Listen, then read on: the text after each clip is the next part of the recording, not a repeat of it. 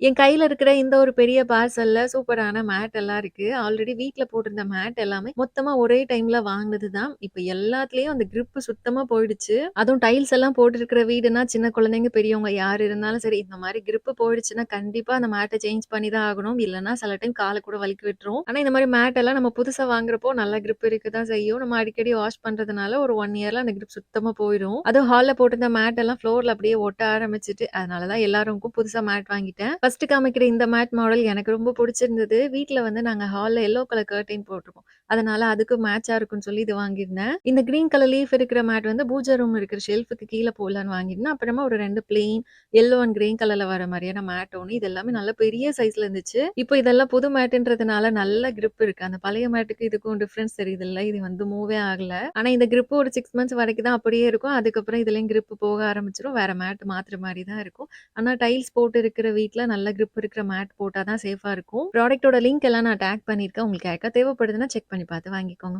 பாய்.